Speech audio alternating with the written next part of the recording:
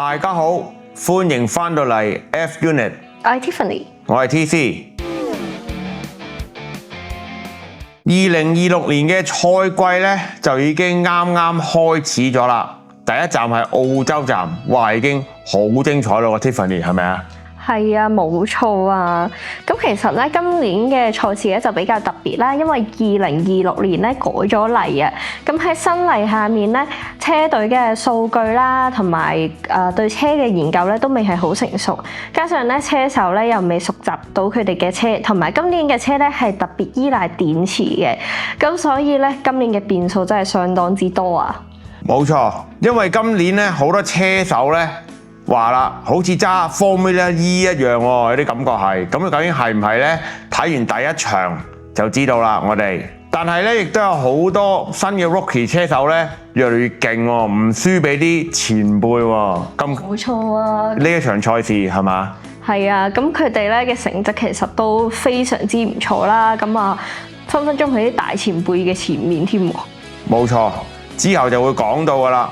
咁開始講澳洲站大獎賽之前呢，不如我哋分析下新車嘅 spec 先啦，好嗎 Tiffany？ 好啊，咁其實咧今年嘅賽事因為改咗例啦，咁我哋嘅賽車咧就冇再用到呢個 MGU-H 嘅 unit 啊，咁所以咧喺測試階段嘅時候咧就出現咗好多車手咧集體係起步死火嘅情況。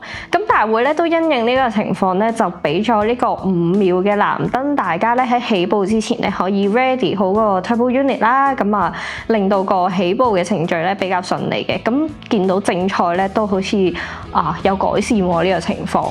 咁咧另外咧就係我哋嘅賽車咧今年因為係細價咗啦，咁咧令到佢嘅下壓力咧都會減少咗嘅。加上咧我哋嘅車胎闊度咧都係比上年係窄啦，咁而呢個車胎嘅升溫速度咧就會慢咗，咁佢嘅 grip 咧都會少咗嘅。所以咧今年車手們咧入彎嘅 timing 啦，同埋個技術咧都係同上年唔同，咁啊要再熟習下啦。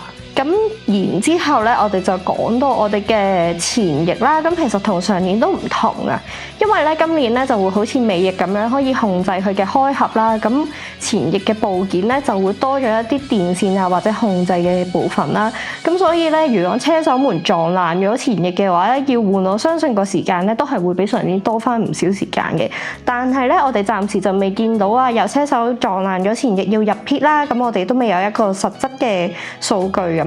咁我哋之後咧再帶大家睇下其他嘅規例啦，咁有啲咩我哋就會再喺其他站同大家補充嘅。係啊 Tiffany， 因為今年呢啲車手就話：喂，究竟我喺直路係究竟慢啲嘅車叉電好啊，還是係開快啲好呢？因為而家係 50-50 嘅。50係用油，50係用電，所以呢樣嘢咧個 management 咧都好考功夫嘅。冇錯啦，咁其實咧個電池咧係絕對唔夠一個車手咧去跑足成圈嘅，咁所以咧車隊喺呢個電量分配方面啊，真係要落足功夫啦。好啦，咁啊講完新車嘅改動之後咧，我哋又翻嚟大獎賽啦。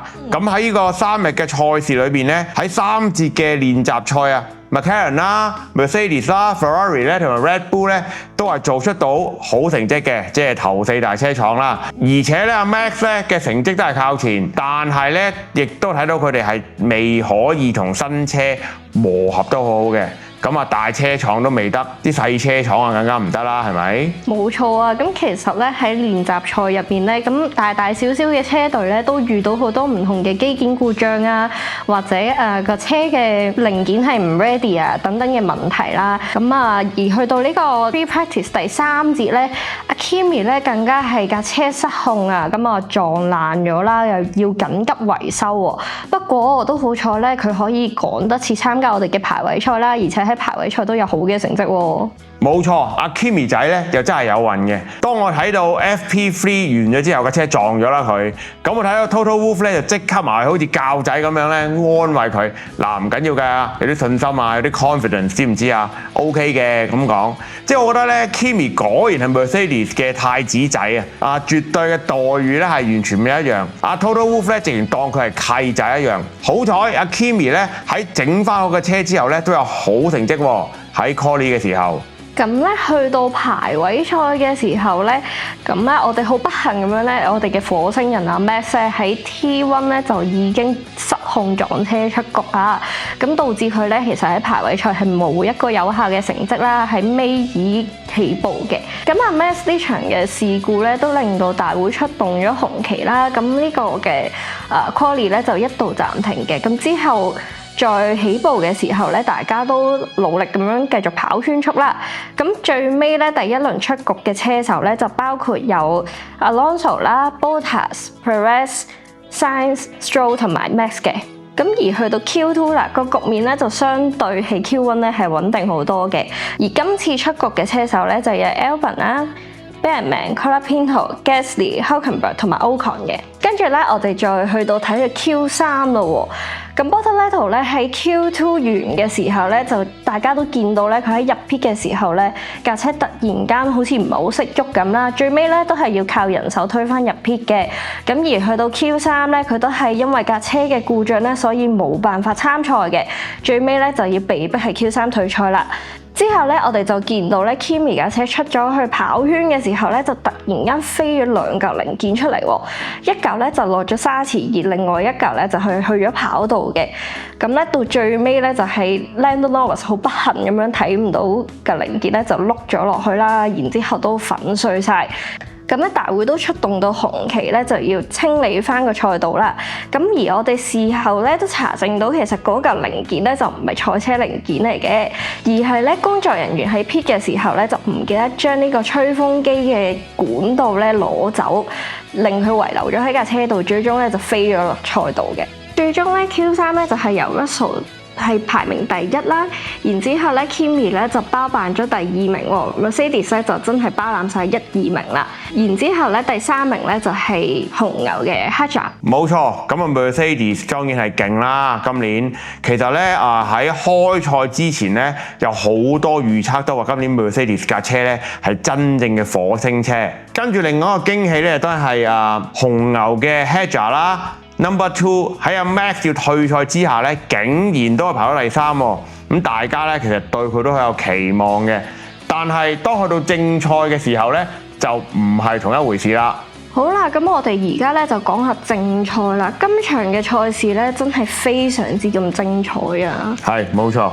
我哋嘅 Oscar Piastri 咧去緊呢個發車格嘅途中咧，就好不幸咁樣失控撞車啦，咁導致咧佢都係要即時退賽，無緣喺佢嘅 home town 度咧參加比賽，又應驗咗呢個主場造就喎。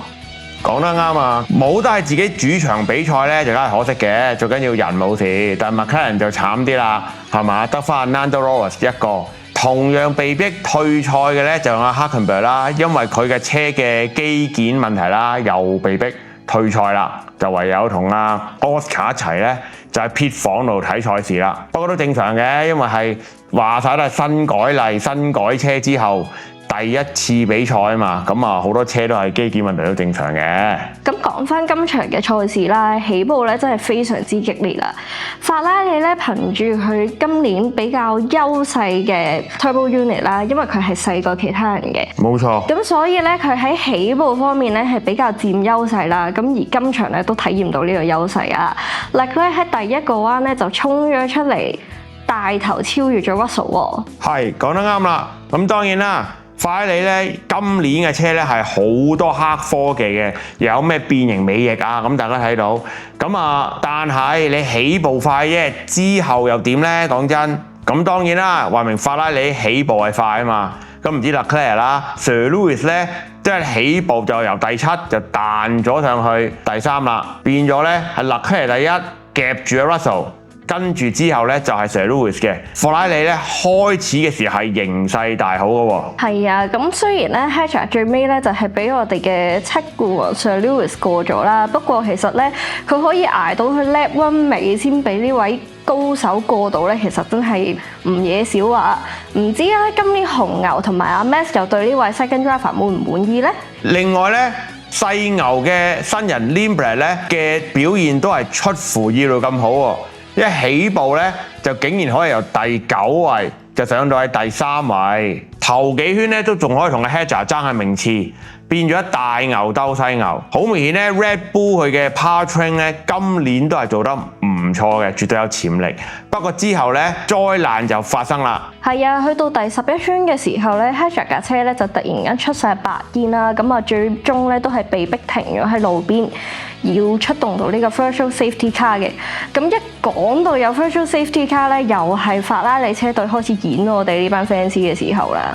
講都冇錯 Tiffany， 因為咧有 Safety Car 嘅時候，啲車全部梗係會慳啲秒數，就入去 pit 換胎㗎啦。當大部分車隊都有咁做嘅時候咧，法拉利咧就係冇咁做嘅。連阿 Sir Lewis 咧都 complain 話啦 ，At least one of us should have gone in 咁樣。咁啊，我唔知啲法拉利咩部署啦，跟住又話 stick with Plan A 咁樣，我亦都唔知咩叫 Plan A 啦咁樣。咁變咗嚟講咧，佢哋就失去咗一個大好嘅勢頭啦本身，因為當時咧其實佢哋係排緊1、2位嘅，Leclerc係第一 ，Sir Lewis 就排第2。係啊，咁其實咧佢哋冇跟住 Mercedes 入去咧，咁其實就令到佢哋到最終啊都係冇佔到任何優勢啦，咁啊痛失呢個爭 double podium 嘅機會喎。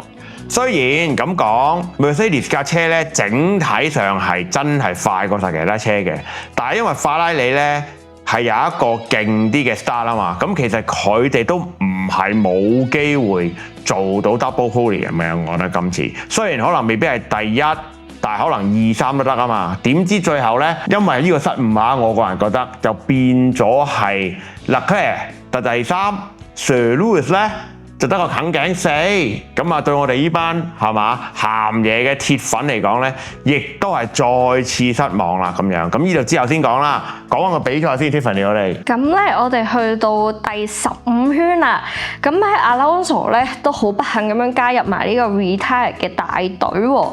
咁而 Bottas 去到第19圈咧都壞車一齊翻入 pit 坐定喺度睇直播啊。其實咧，大家睇到啦，下游嘅車隊嚟講咧 ，Aston Martin 唔使講啦，根本就跑得完咧，佢好叻㗎啦，講真。所以咧，呢場車可以話 Aston Martin 咧就只係為咗攞數據嘅啫。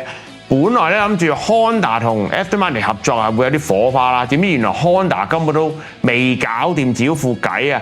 變咗就唯有攞翻啲數據翻去慢慢研究啦。係啊，咁咧始終都係新車啦，咁啊可能大家數據上咧都仲係唔係咁成熟啊。咁希望嚟緊我哋都會睇到啲好啲嘅表現啦。咁講翻場車啦，我哋去到第21圈咧，我哋嘅火星人啊 Max 咧就由原本排尾二起步啦，去到第21圈嘅時候咧就一嘢衝到上第6咯喎。果然係火星人啊嚇！同埋講真，今年 Red Bull 嘅車咧係真係唔錯嘅，始終係4大之一啦，係嘛？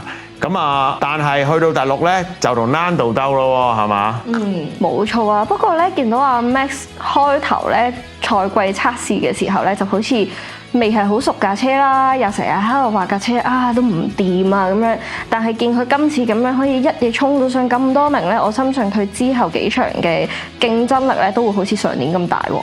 講得好啱啊 Tiff， 因為如果唔係個開頭 call 嘅時候壞車，分鐘咧佢可以同 Mercedes 同埋法拉利一鬥嘅喎。咁咧去到第34圈嘅時候咧，就輪到呢個 Perez 架車咧就飛咗啲零件出嚟啦。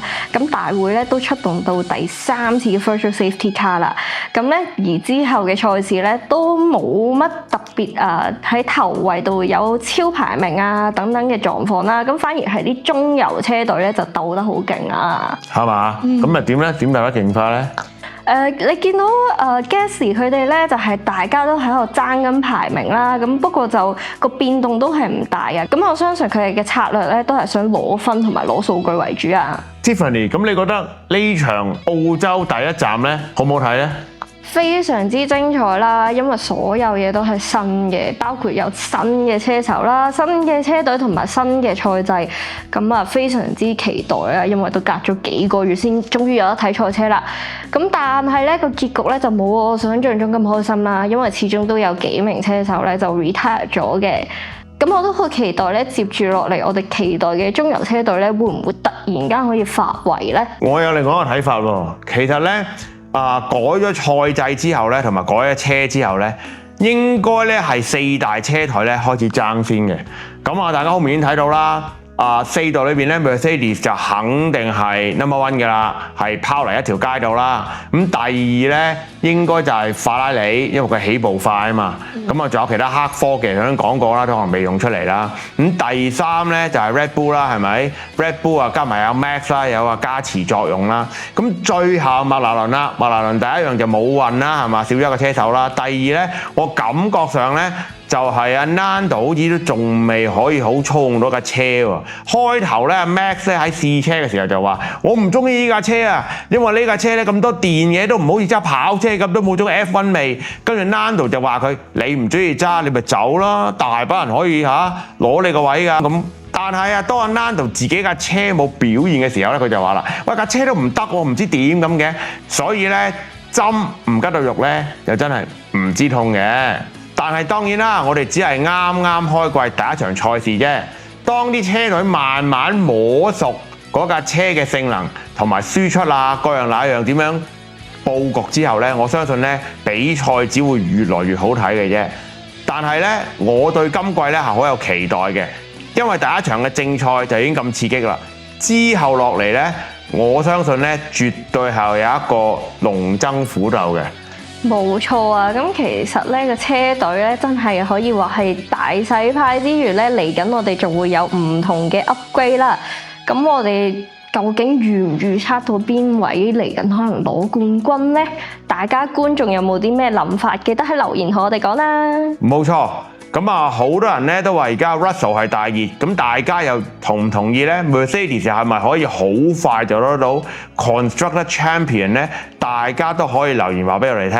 咁我哋當然希望阿 Sir Lewis 咧可以喺盡快上海站嘅時候咧上到 podium 啦，係嘛？係喎，TC 你嚟緊就會去上海站睇啦。咁你覺得 Sir Lewis 會唔會攞到第一先？第一我就唔敢講啦，希望上到 podium 啦。係啊，我嚟緊禮拜4晚咧就會飛上海噶啦，同我隊 crew。